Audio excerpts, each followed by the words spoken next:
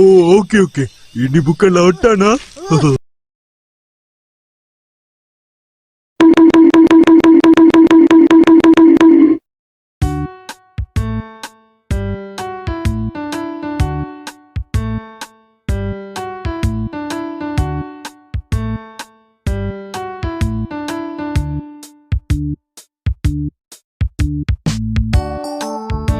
Assalamualaikum warahmatullahi wabarakatuh. Shalom, Om Swastiastu, Namo Buddhaya, dan salam kebajikan. Halo semuanya. Jadi di video kali ini kami akan membahas mengenai penyakit yang mengganggu sistem peredaran darah manusia. Yuk simak apa aja sih penyakit yang akan dibahas.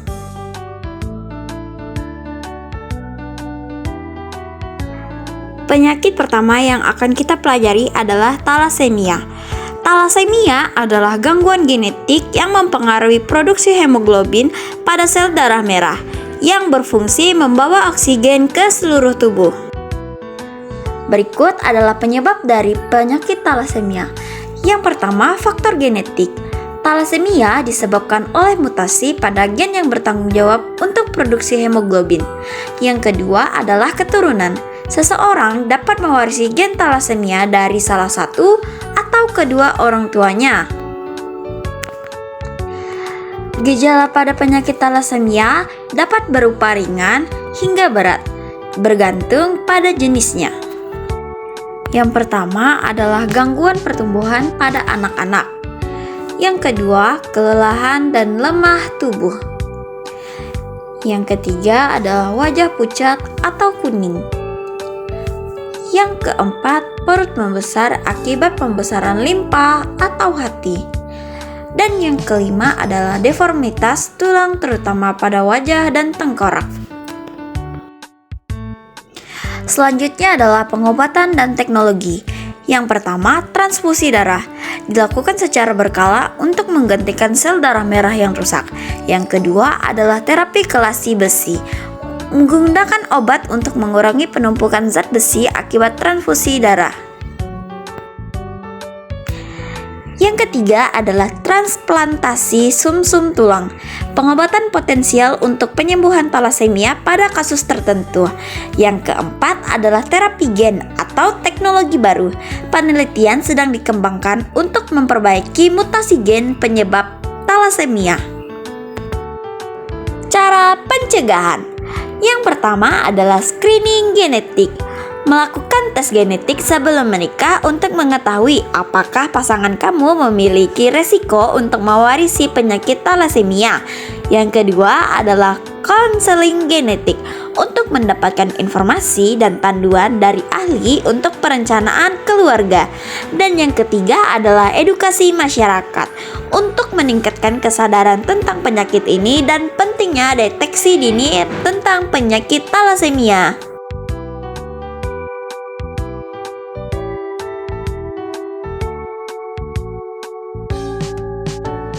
Anemia adalah kondisi di mana tubuh kekurangan jumlah sel darah merah atau hemoglobin yang cukup untuk mengangkut oksigen ke seluruh tubuh. Hal ini dapat menyebabkan tubuh merasa lemah dan lelah. Berikut penyebab penyakit anemia. Yang pertama adalah malnutrisi atau pola makan tidak seimbang.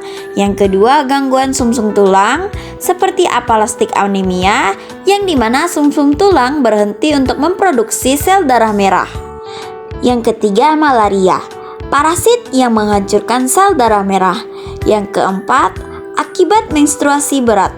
Yang kelima adalah kehamilan, karena peningkatan kebutuhan zat besi untuk mendukung bayi harus lebih banyak daripada kebutuhan sel darah merah biasanya. Sekarang kita akan bahas apa aja sih gejala yang dialami oleh orang yang terkena penyakit anemia. Yang pertama, kelelahan atau lemas. Yang kedua, kulit pucat. Yang ketiga, sesak nafas. Yang keempat, pusing atau sakit kepala. Yang kelima, jantung berdebar-debar. Dan yang keenam, tangan dan kaki terasa dingin. Kira-kira apa ya pengobatan dan teknologi yang sudah berkembang untuk mengobati penyakit anemia? Yang pertama ada pengobatan secara medis, yaitu berupa pemberian suplemen zat besi, vitamin B12, atau asam folat. Kemudian ada transfusi darah yang dikhususkan untuk penderita anemia berat. Dan ada juga loh terapi obat untuk anemia akibat penyakit yang kronis. Ingat ya, pengobatan ini harus di bawah pengawasan medis seperti dokter dan lain sebagainya. Yang kedua, ada teknologi modern. Terapi CRISPR untuk memperbaiki gen pada anemia genetik. Ada juga loh penggunaan erythropoietin buatan untuk merangsang produk sel darah merah. Juga ada tes diagnostis canggih seperti pemeriksaan genetik. Gimana sih cara pencegahan penyakit anemia? Yuk simak! Pertama, bisa dimulai dengan konsumsi makanan kaya zat besi seperti daging merah, bayam, dan kacang-kacangan. Kemudian perbanyak juga asupan vitamin B12. Hindari kehilangan darah yang berlebihan dengan mengatasi gangguan menstruasi kamu. Kemudian rutin melakukan pemeriksaan kesehatan, terutama jika kamu memiliki riwayat keluarga dengan memiliki penyakit anemia. Kemudian gunakan suplemen zat besi jika dianjurkan dokter, terutama untuk ibu hamil. Hipertensi atau tekanan darah tinggi merupakan kondisi ketika tekanan darah di atas batas normal 130/80. Kondisi ini dapat menyebabkan berbagai macam komplikasi kesehatan yang membahayakan nyawa jika dibiarkan. Besarnya tekanan yang terjadi tergantung pada resistensi dari pembuluh darah dan seberapa intens jantung untuk bekerja. Seseorang dapat mengalami tekanan darah tinggi apabila semakin banyak darah yang dipompa oleh jantung, dan salah satu akibatnya sempitnya pembuluh darah pada arteri. Jadi dapat dilihat bahwa penyebab hipertensi terbagi menjadi dua jenis. Yang pertama, hipertensi primer. Seringkali penyebab terjadinya hipertensi pada kebanyakan orang dewasa tidak dapat diidentifikasi. Hipertensi primer cenderung berkembang secara bertahap selama bertahun-tahun yang akhirnya semakin parah jika tidak dilakukan penanganan. Jadi, penyebab yang kedua adalah hipertensi sekunder. Beberapa orang memiliki tekanan darah tinggi karena alami kondisi kesehatan yang mendasarinya. Hipertensi jenis ini cenderung terjadi secara tiba-tiba dan menyebabkan tekanan darah lebih tinggi dibandingkan hipertensi primer. Ada berbagai kondisi yang dapat menyebabkan hipertensi sekunder antara lain. Yang pertama, obstructive sleep apnea atau OSA. Yang kedua, masalah ginjal. Yang ketiga, tumor kelenjar adrenal. Yang keempat, masalah tiroid. Yang kelima, cacat bawaan di pembuluh darah. Yang keenam, obat-obatan seperti pil KB, obat flu, decogestan, obat penghilang rasa sakit yang dijual bebas, atau obat-obat terlarang. Jadi sekarang kami akan memberitahukan bahwa ada berbagai macam gejala hipertensi. Gejala hipertensi, seseorang yang mengidap hipertensi akan merasakan beberapa gejala yang timbul, antara lain yang pertama sakit kepala, yang kedua mimisan, ketiga masalah penglihatan, yang keempat nyeri dada, kelima telinga berdengung, keenam sesak napas. Nah, untuk hipertensi yang berat gejalanya bisa berupa 1. Kelelahan, 2. Mual atau muntah, ketiga kebingungan, 4. Merasa cemas, 5. Nyeri pada dada, 6. Tremor otot, dan yang terakhir adanya darah dalam urin. Jadi, ada cara pengobatan hipertensi. Ada dua hal yang menjadi langkah utama pengobatan hipertensi. Salah satunya perubahan pola hidup. Seperti 1. Pertahankan berat badan yang sehat. 2. Mengurangi atau berhenti merokok. Ketiga, konsumsi makanan sehat bergizi seimbang dan rendah garam. Yang keempat, batasi konsumsi minuman beralkohol. Yang kelima, lakukan aktivitas fisik intensitas rendah secara teratur. Keenam, kelola stres dengan baik, contohnya dengan melakukan aktivitas yang kamu sukai. Ketujuh, mengkonsumsi obat darah tinggi secara rutin. 8. Batasi konsumsi kafein terutama dari kopi. Ke-9, pantau tekanan darah di rumah dan lakukan pemeriksaan secara rutin.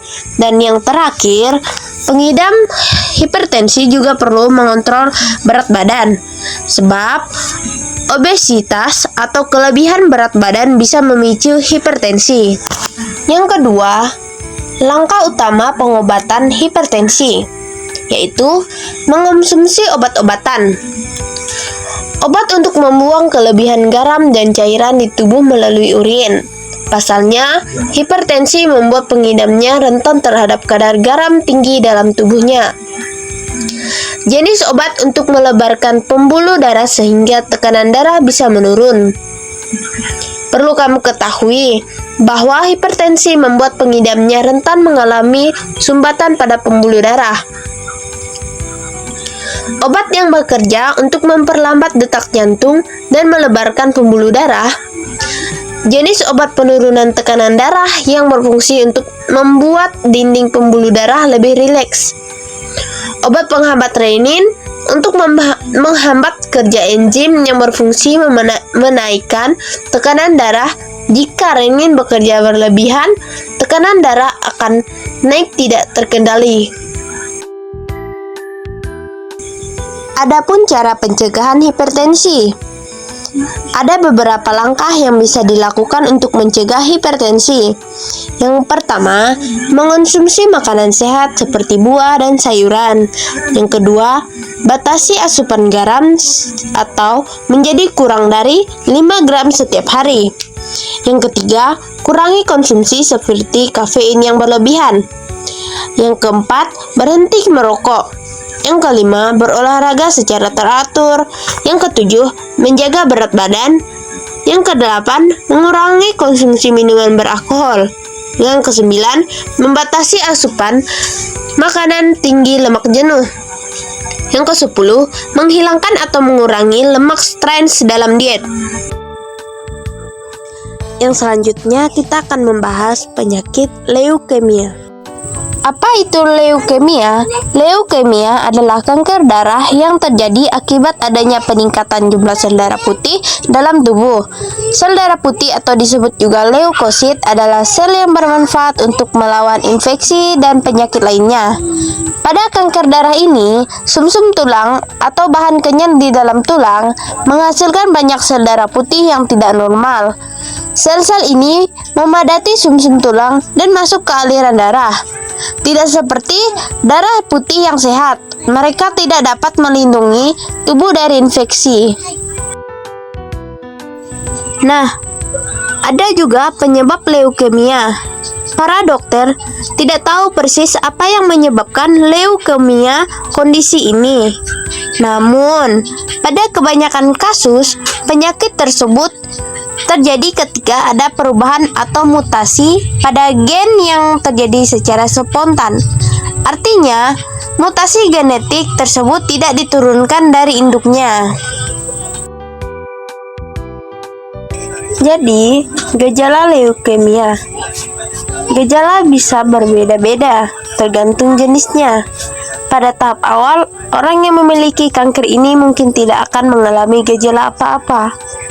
Ketika muncul gejala, hal ini biasanya meliputi: yang pertama, kelemahan atau kelelahan. Kedua, mudah memar atau berdarah. Ketiga, demam atau menggigil. Keempat, infeksi yang parah atau terus tumbuh. Yang kelima, nyeri pada tulang atau persendian. 6. Sakit kepala. 7. Muntah. 8. Kejang. 9. Penurunan berat badan. 10. Keringat malam. 11. Sesak napas. Pengobatan leukemia. Yang pertama, kemoterapi. Kedua, terapi radiasi. Ketiga, kemoterapi dosis tinggi dengan transplantasi sel punca. Keempat, terapi yang ditargetkan. Kelima, imunoterapi. Keenam, perawatan suportif. Pencegahan leukemia. Sebagian besar jenis kanker anak, termasuk leukemia, tidak dapat dicegah. Risiko penyakit tersebut terjadi akibat sinar X dan CT scan sangat kecil. Namun, dokter menyarankan untuk tidak melakukannya pada wanita hamil dan anak-anak kecuali benar-benar perlu. Jangan lupa juga untuk selalu mengonsumsi makanan sehat bernutrisi yang dilengkapi dengan vitamin dan suplemen untuk menjaga daya tahan tubuh. Serangan jantung. Serangan jantung adalah kondisi ketika aliran darah ke otot jantung berhenti akibat penyumbatan pembuluh darah yang menyebabkan kerusakan pada jaringan jantung. Gejala serangan jantung. Gejala penyakit serangan jantung meliputi 1. Nyeri atau tekanan di dada yang sering menjalar ke lengan, leher, rahang, atau punggung. Kedua, sesak napas. Ketiga, mual atau muntah. Keempat, pusing atau pingsan. Kelima, keringat dingin. Keenam, kelelahan mendadak tanpa sebab jelas. Selanjutnya, cara pencegahan penyakit serangan jantung.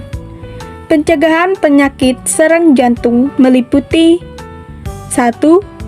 Mengkonsumsi makanan sehat. Pilih makanan rendah lemak jenuh, garam, dan gula, serta perbanyak buah, sayur-sayuran, dan biji-bijian.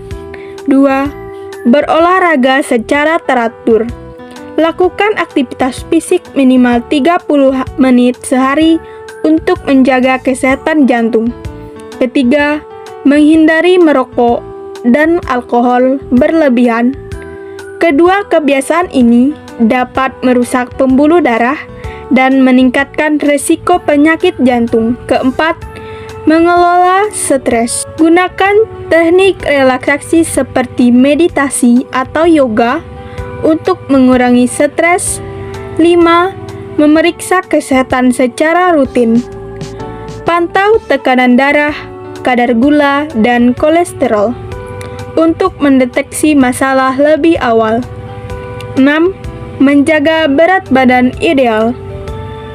Hindari obesitas yang dapat meningkatkan risiko penyakit jantung. Selanjutnya, penyebab serangan jantung. Serangan jantung disebabkan oleh aliran darah ke otot jantung yang berhenti atau sangat berkurang, biasanya karena penyumbatan pada arteri koroner.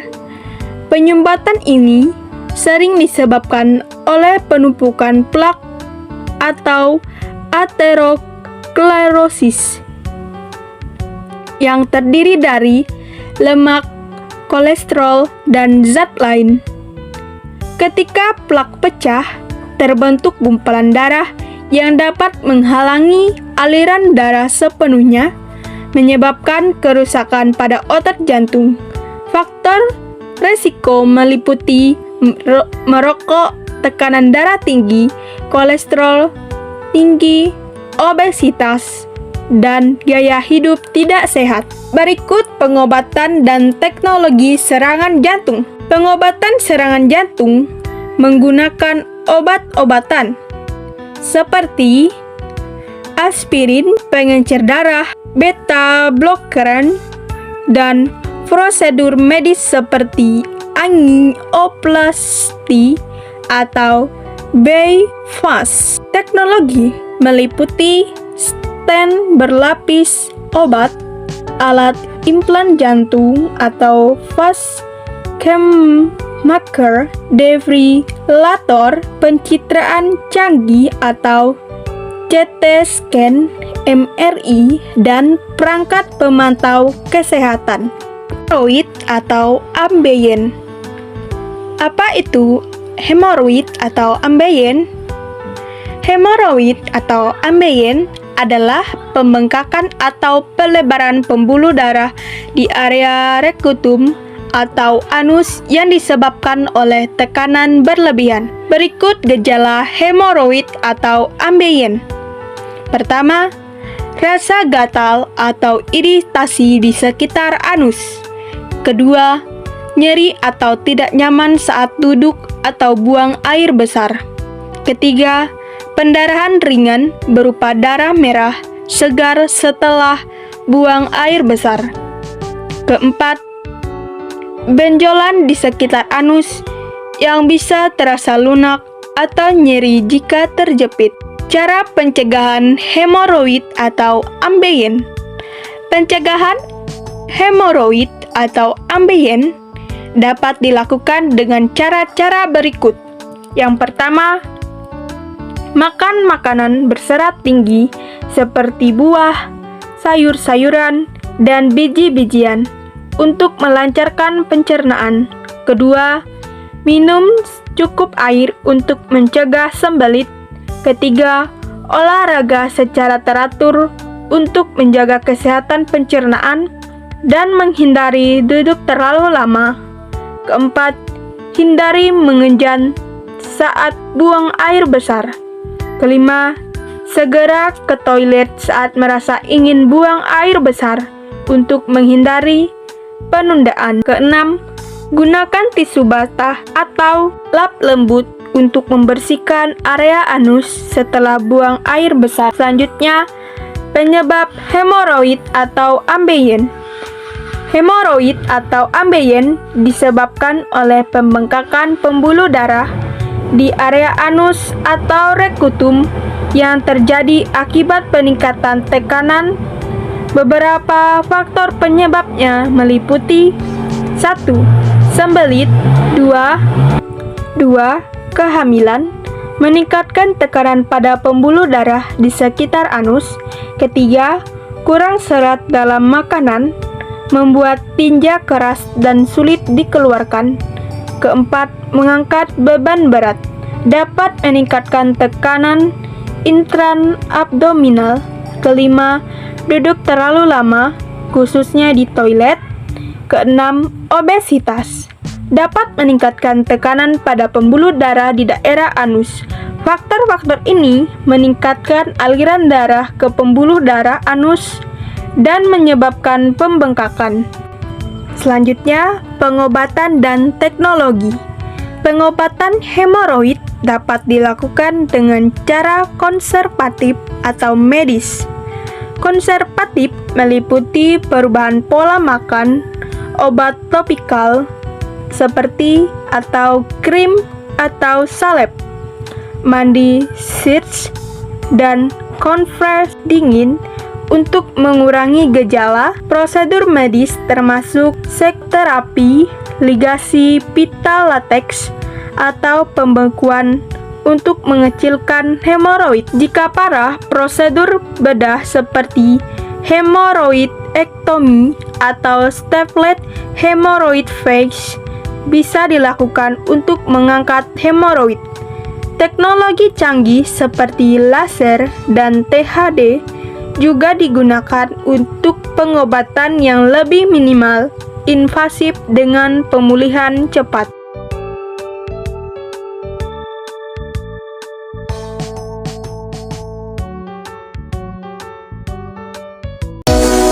Halo teman-teman, baiklah, di sini saya akan membahas tentang gangguan sistem peredaran darah pada manusia yang terjadi dalam kehidupan sehari-hari, yaitu jantung koroner.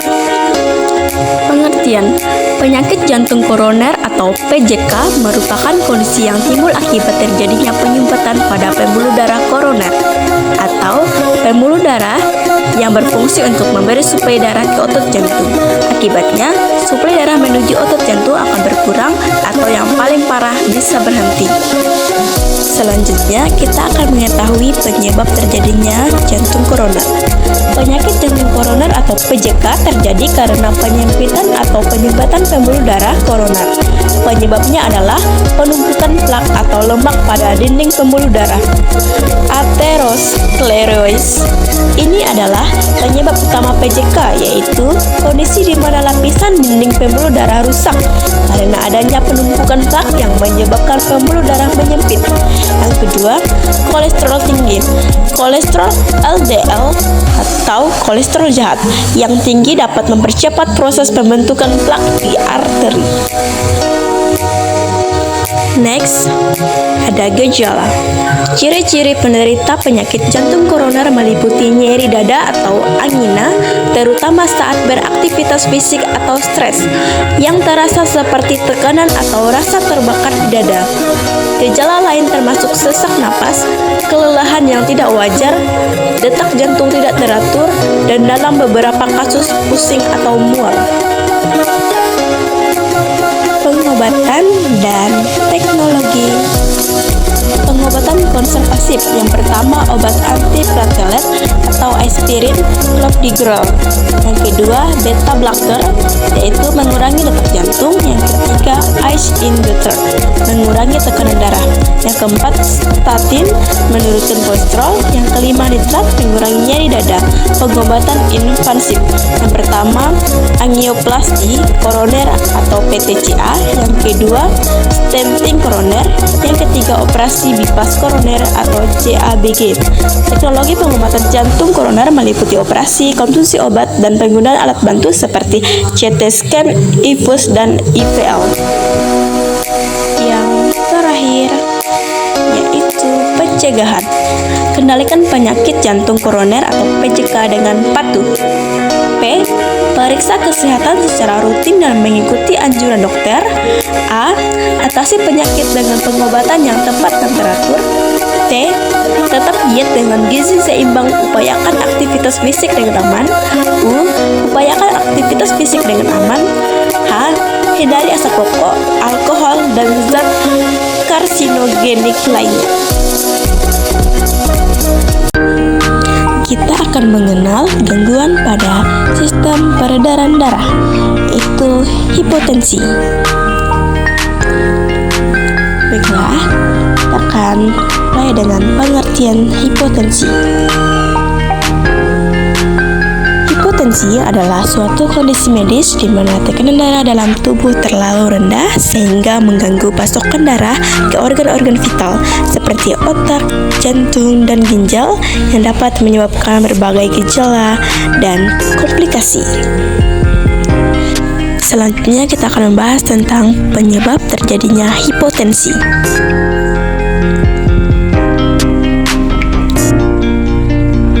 Penyebab yang pertama ada faktor internal, yaitu dehidrasi, kehilangan darah, gangguan kardiovaskuler, gangguan endokrin, kondisi medis atau diabetes, anemia, stres, dan kecemasan. Ada faktor eksternal yang pertama penggunaan obat-obat tertentu, keracunan makanan, infeksi bakteri, kehamilan, perubahan cuaca ekstrim. Dan ada juga faktor lain yaitu usia lanjut, kondisi medis kronis, dan penggunaan alkohol berlebihan.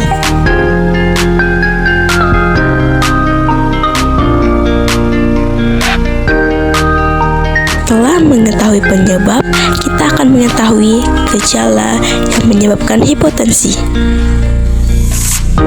yaitu ada gejala umum berupa pusing dan kepala berputar, penglihatan kabur, kelelahan, kesulitan konsentrasi, detak jantung cepat, keringat dingin, mual, dan muntah. Ada juga gejala berat, yaitu kesulitan bernapas, nyeri di dada, kaki dan tangan dingin, kulit pucat, dan bisa mengakibatkan pingsan.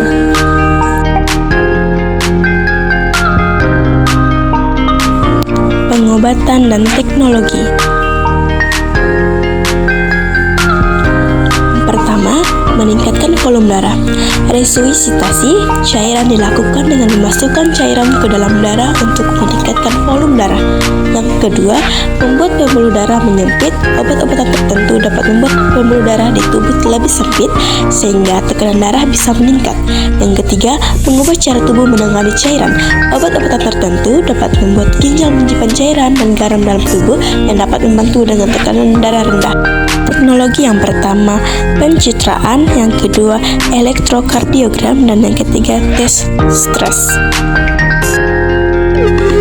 Yang terakhir ada pencegahan.